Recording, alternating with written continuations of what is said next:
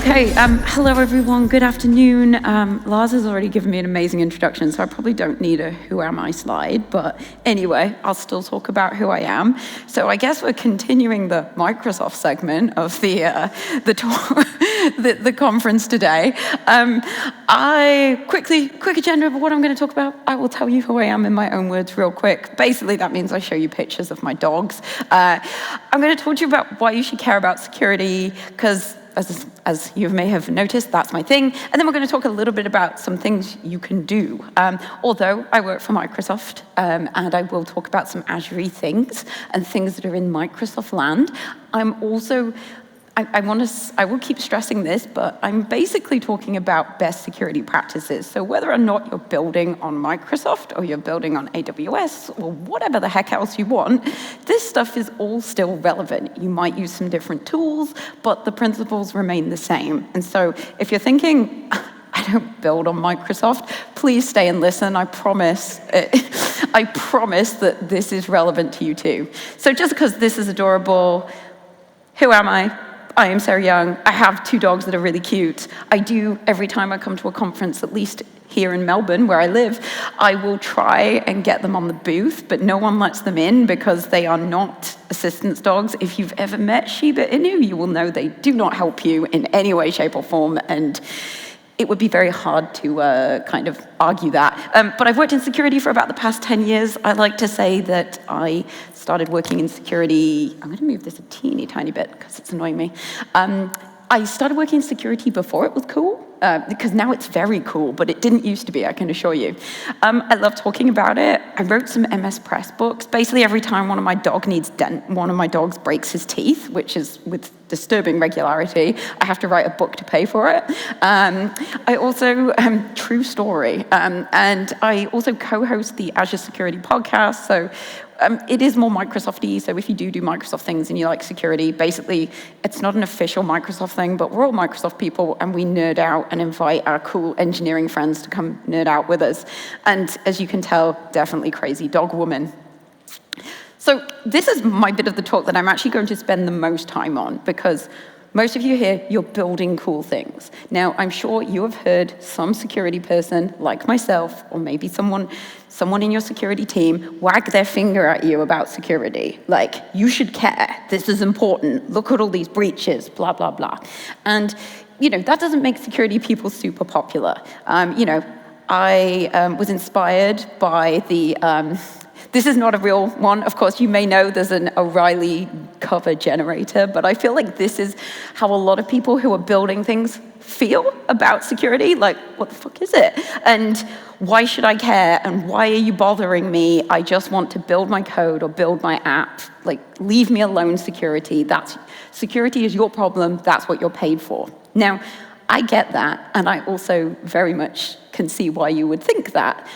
But with this whole shifting left and DevSecOps and Agile and stuff, everyone has to care about security. I have to make my mom care about security to a point now, and my mom thinks that iPads can't go on the internet, so I'm not joking about that either, but that's another story. So, what can we, this is why I want to talk to you about why you should care, because it's a big deal. So, as we know, here in Australia, in the last couple of months, we may have had some quite high-profile breaches. Now, one of them, it's well known what happened. If you don't know, the Optus one was an unsecured, unauthenticated API just left open to the internet. The Medibank is still, we don't know. I'm sure it will come out in the wash eventually. But, there's been some very high-profile things going on. But the problem is with security, and this is the problem we have as security professionals, is that when security is working well, you don't see anything. There's no stress. It's not there. And so it can be a harder sell. And when you get to the point where there's a problem and people will give you money, or everyone's like, oh, I better do this properly, it's too late. So do remember, it is, when security is working well, it's a bit boring because it's doing the right thing. But here's some facts. Now, Microsoft has a ton of security research teams. They are We pay quite a lot of people, thousands of people to do security research. And these are some stats. I'm going to put the whole page up. And this is in US dollars. It is slightly disturbing. So, attack services are really, really cheap. A thing that we worry about a lot, I'll start with the big one there, is 0 days or O days, whatever you want to call them. They are, if you're unfamiliar with the phrase, they are attacks that have no patch and no mitigation. 0 days do come up every now and again, but in fact they are rarer than you would think, and they cost a lot of money to develop. You can see there it says from $5,000 to $350,000. You need quite a lot of time and money to develop a 0 day. Let's look at some of the other ones around here. Ransomware. You can buy your own ransomware program for about $66. Or, and this is disturbing, you can go on the dark web. You can pay someone to effectively do ransomware as a service for you. They will go do your ransomwaring, and then when your victim pays up, they will clip the ticket and basically take some of the profit that you make.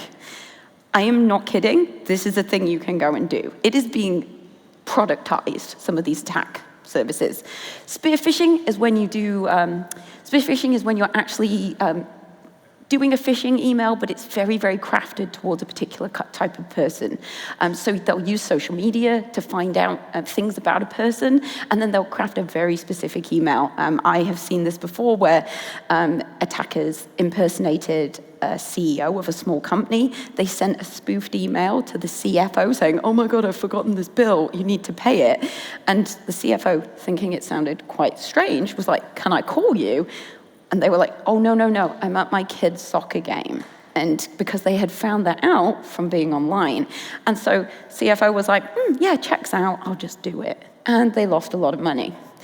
This stuff happens. Now, here's my favorite, and I love because now we're back in the room. Hands up and be honest.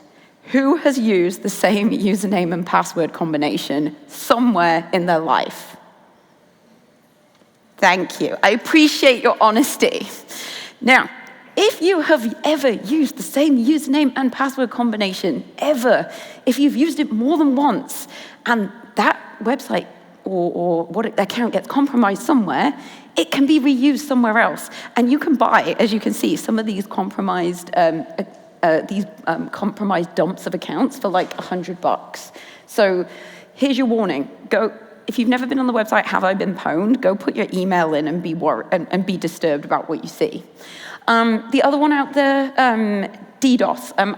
The last one I'll do on there is DDoS. Now, I'm sure we all know what DDoS is, denial of service. I happen to have a colleague, actually a friend now, not a colleague anymore, who works for a New Zealand government agency. And guess what their #1 call is about cyber issues? It's a public cyber, government-funded cyber response. Any guesses? Shout out. What the #1 call is? This is general public, not like companies. No. No. Shout louder. No. It's teenagers DDoSing each other so they win at Fortnite and stuff. Yeah. Okay? And I'm not kidding, because you can go on the dark web, whatever. You can buy a very simple DDoS service for like $1, and teenagers will go DDoS their Fortnite or whatever rival to knock them offline so they can win. So think about this, okay? Let's just put this in perspective. If teenagers are DDoSing each other for $1 or $2, think what some motivated criminal can do to your environment. This is how accessible these attack services are. So although 0 days, O days are scary, they require a lot of effort. All of these other things are way, way, way more important to deal with because they're much more prevalent. The good news is, because I realize I'm doing the security scare thing here, the good news is using very boring, basic, good hygiene and best practices, you can get rid of a lot of these problems. So, we released something, it's definitely worth going to read, it's totally free. Every year, Microsoft releases something called the Digital Defense Report, and it's basically a really nice read about all the security things our different research team sees, the types of attacks we see, and that goes from nation-state actors to criminals to all kinds of things. I'll put a link, there's a link at the end if you want to go and have a look. But every single year we have a slide that looks a bit like this in there, and it basically says that, you know, something like 95 to 98% of security breaches would have been stopped with good hygiene. Now, good hygiene is really boring. I can't make it sexy and exciting or tell you about a new spangly thing, but it's so important, it gets rid of so much stuff. So by hygiene, I mean, like, as you can see on here, have MFA, keep things patched. and you're just like, oh yeah, that's really easy, of course, that's common sense, but people don't do it, and it really, really does protect against a lot of things. So this is why this is important. Now I'm going to tell you, because this is Sarah's rant about why you should care over, I'm going to talk about, you know, some of these quick security wins you can do, because, like I said, very, very important. For a start, like I said, I'm going to be talking about Microsoft products for some of these, but you can swap this out if you're not using Azure AD, if you're using Okta or something like that. Basically, same principle applies. For a start, use a central identity store. Do not create your own little database because you can't be bothered to integrate. I see some knowing smiles. Who has done this? Come on. Confess your security sins to me. I've probably heard worse, I can promise you. Who has created their own identity store rather than use the central thing because it was too hard? No one's admitting it. I don't believe you, so I know some of you have done it. So, you know, don't be creating your own little database. That's a bad idea. You have to maintain it. It won't have good security controls on it. Unlike, and I will say, because I get this a lot, on-prem AD, the old school version, it didn't play nice with basically everything. I know, it had a lot of proprietary protocols. Azure AD is totally different. It uses all the open source stuff and all the kind of generally accepted things. You have no excuse not to talk to Azure AD. I get that a lot, so I like to throw it out there. Also, you should be using conditional access. Conditional access is like the, again, maybe called something different in other products, but conditional access is the evolution of like the number of lockout attempts, because you remember, get your password wrong 3 times, you get locked out. Very annoying. Now conditional access is smarter than that. It will look at where you are, what time it is, what resource you're trying to access, and lots of different factors, and then it ranks your sign-in as high, medium, low in risk. And then you can decide what you do with it. You can ask them to re-authenticate, you can block them, and you can do whatever you want. So we use it internally in Microsoft. I was asked to re-authenticate when I was in Nepal. I don't know why. I was on holiday, and I don't know why I logged into my work machine, but I did. And of course, use MFA. I mean, I cannot stress this one enough. We know it gets rid of so many attacks, MFA. And you know, you can now have it, you don't have to carry around a little token anymore. I remember when I first started as a consultant, like 12, 13 years ago, I had a little RSA token for each customer I worked on, and I had to have stickers on the back to remember so I could log into their environment. We don't have to do any of that anymore. It's on your phone. It's super straightforward. Also, I'll put that, like, it's true. I mean, who uses pet names? Don't use a pet name, by the way. Please don't do that. Actually, amazingly enough, for someone who is a crazy dog lady, I don't use my pets' names as passwords. But also, you should be using, in Azure, it's Key Vault, but any kind of key store to protect certificates and keys and other things like that. Also, you shouldn't just be accessing, so don't put strings in code. That is a very bad idea. But equally, don't be using a string to access your secret store. There are way better ways to do that nowadays that are much more secure and manageable. In Azure, we call them managed identities. Again, look for your equivalent in whatever cloud platform you're using.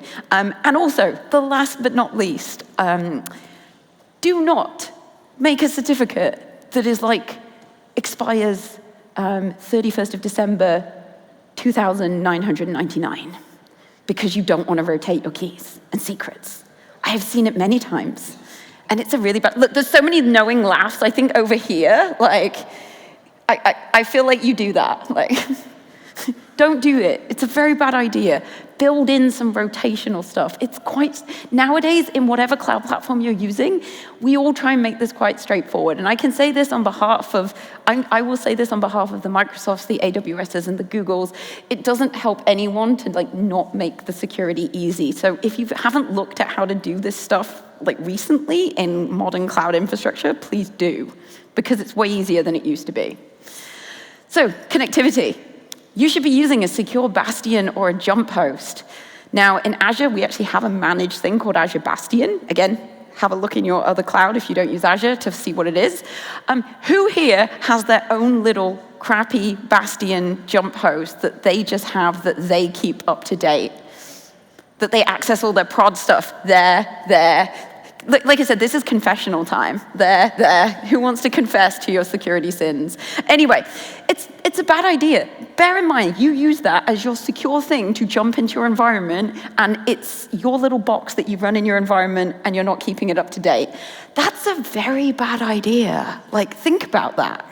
Remember, attackers look for these things. Attackers don't sit there looking to work out a 0-day, something really complicated. They look for where you've been lazy, and they look for the low-hanging fruit because that's easy. Did people hear about the LastPass breach that happened recently? Did you read recently how that happened? They managed to breach a LastPass employee's home network and managed to jump into their corporate vault. It's very clever. They look for the easy ways to do this stuff. So you have to not leave the door open effectively for them. Make sure you're using some API management tooling. I'll put my meme up as well. Make sure you're caching things and throttling. You may know that in security, the triad of security is CIA, confidentiality, integrity, and availability. So if something goes down and it's not available, that's also a security problem. Using load balancers to increase your availability and also hopefully, help against DDoSing. I mean, there are other ways to do that. Make sure you're using these things. And finally, encrypt stuff. There is no excuse. At any layer, every cloud, again, right from the word, right down to the platform, up to your hosts, up to the application, all of it you can encrypt. And I know that back in the day, it used to be really hard to encrypt things, and using encryption would slow down how things worked. You can't use that excuse anymore. We're in 2023, and cloud can cope with this stuff. And what's really interesting is I know we're talking about serverless, of course, and I'm saying, oh, what about the host, blah, blah, blah. But this is just good application security. And whether you're running it on a server or whether you're running it serverless, most of this stuff is pretty much exactly the same, as you may have noticed. Then, logging and monitoring. You should be logging. I actually have a sticker, which currently I don't have any of, sadly, that you've got to, it's all well and good having something running, but make sure it's being logged somewhere. Log it somewhere central. Probably not your problem to have a look at it, but make sure your security team can go and have a look at things. Most cloud services will have a logging feature nowadays. I can't think of anything that really doesn't. Make sure it's going somewhere central so your security team can go pick it up. If you're building something that does things, make sure you're sending logs to somewhere, because if someone's abusing your function, if someone's abusing your Lambda, whatever it is, can't do that. And we can't know if we don't have logs. So, make sure that's a thing. You can see here, this is Sentinel, which is Microsoft's SIEM. If you're not familiar with SIEM, it's Security Information and Event Management Software, which is basically, it sucks up all the logs. We look for interesting things that happen that may or may not be suspicious. Very interesting. When I was in Seattle, I was in the Sentinel product engineering group for a while, so I'm very, very fond of logging and monitoring. I've got a special place in my heart for it. But, help the security team do their things, because you don't want someone to abuse what you're doing. Interesting. I really like this because I used to get asked a lot, what the heck should I be monitoring for? So these are the kind of things that we recommend as an absolute base you should be looking at. signing into disabled accounts, new access credential added to your application, maybe things coming from a different country that you don't have employees in. More kind of, I put it in here just for completeness, like inbox rules, people sending things to external mails, obviously multiple failed logon attempts, anything being shared externally. You also think about your serverless stuff. What's it doing? What behavior should it not be doing that is suspicious? If you know what that should be, tell your security team so they can set up some kind of alert for it and make sure some kind of log is created so that your security team can do that. I know traditionally people who build things in security have been a little bit at loggerheads at times, but what we're doing now is we need to be working much closer together. We're getting there, but there's a ways to go. So have chats with security. I promise we're actually quite nice most of the time. And then posture management. This is probably my favorite thing. Has anyone heard of CSPM? There's an acronym. Hands up. One. Okay, so it stands for Cloud Security Posture Management. And what it is it's basically, I've been talking about security hygiene, how important security hygiene is. CSPM tooling, again, whether it's Microsoft or whether it's anybody else's, basically will have a look through your PaaS, your IaaS, anything you've built in a cloud, and it looks at how your hygiene is. It's really cool. It does it for you. As someone who used to have to do this for a consulting company manually, I can tell you that any tool that does this for you is a godsend. Some CSPM tools can also automatically remediate things. So an example here is we all remember the old trope of the S3 bucket left open to the internet, or the blob storage left open to the internet, and people can just go in and pull everything out. A CSPM tool would tell you, hey, did you know that you have just left that open to the internet? Maybe you should fix that. And so, it makes things a lot easier and much more manageable. So you can have some confidence that anything you've built or anything that's plugged into your app is actually it's got good security hygiene and it's fairly secure. I mean, this is the Microsoft-y one. It actually goes across, it's called Defender for Cloud. It is the product formerly known as Azure Security Center. We love a name change.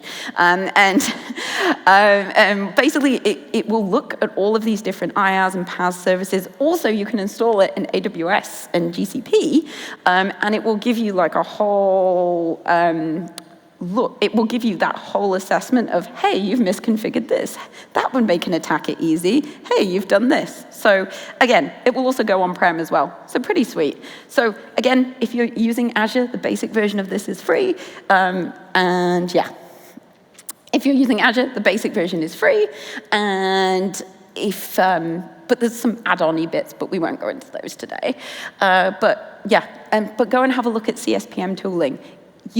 Stuff with CSPM tooling, that it's actually gonna tell you if stuff isn't good. So it can also fix it automatically if you want it to. Now, not everybody wants to do that because change management, but if someone spins something up randomly, I don't know, like an API that's just been left open to the internet unauthenticated, this sort of tooling would, where it's set up properly, should be able to tell you about those kind of things. So, definitely be looking at this because it makes your life so much easier. And especially the way that, cloud infrastructure, anything that we're building on cloud is really just scaling out exponentially. You need tooling to do this kind of stuff. You can't do it manually. You really cannot. And then my very last piece is, of course, the DevSecOps bit, your pipelines. Now, again, this bit, I am talking very Azure-y, but, principle is the same. Shout out to GitHub here.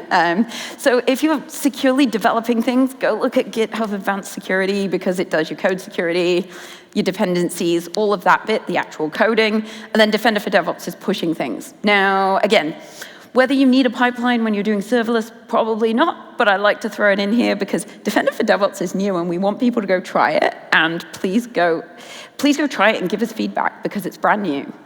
But even if if you're using something else, some kind of other pipeline security tooling or code tooling, make sure you're using something that's looking at your code security, looking at your dependencies, because dependencies are a massive rabbit hole, absolutely huge from security. And you need to have a tool that's telling you if the packages you are using are actually all right.